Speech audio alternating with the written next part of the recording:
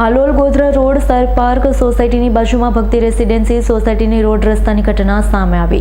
આજરોજ Halol Godhra road Sai park સોસાયટીની બાજુમાં ભક્તિ રેસિડેન્સી સોસાયટી આવેલી છે। ત્યાં રસ્તાની છેલ્લા 3 વર્ષથી રજૂઆત નગરપાલિકામાં કરવામાં આવી હતી, છતાં કોઈ તંત્ર ધ્યાનમાં લેતું નથી। વિજય રાવલનું કહેવું છે કે જ્યારે ચૂંટણી આવશે ત્યારે નેતાઓ ઘરે ઘરે મત લેવા માટે આંટા મારે છે। રસ્તાની પાણીની સમસ્યા હોય ત્યારે કોઈ દેખાતું નથી, એટલે તંત્રની વિડીયોના માધ્યમથી અપીલ છે કે વહેલી તકે રસ્તાનું નવીનીકરણ કરવામાં આવે તેવી માંગણી કરવામાં આવી।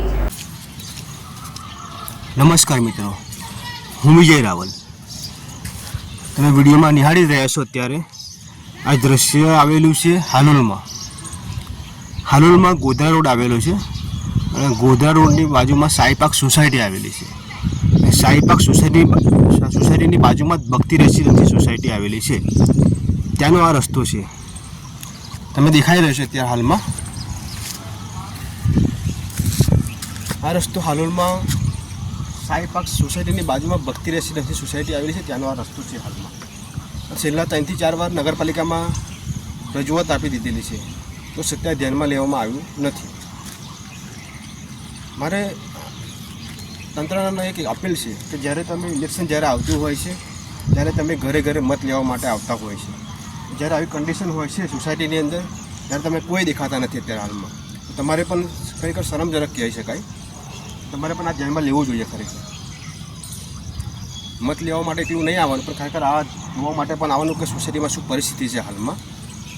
મારી તંત્રને અપીલ છે કે ખરેખર આ રસ્તો હાલમાં Godhra road Sai park society છે, તેની બાજુમાં ભક્તિ રેસિડેન્સી સોસાયટી છે, આ હાલોલમાં આવેલું છે, ત્યાંનો આ રસ્તો છે। તો ખરેખર વહેલી તકે આ રસ્તોનું નિરાકરણ આવી જાય, સોલ્યુશન આવી જાય એવી મારી તંત્રને અપીલ છે।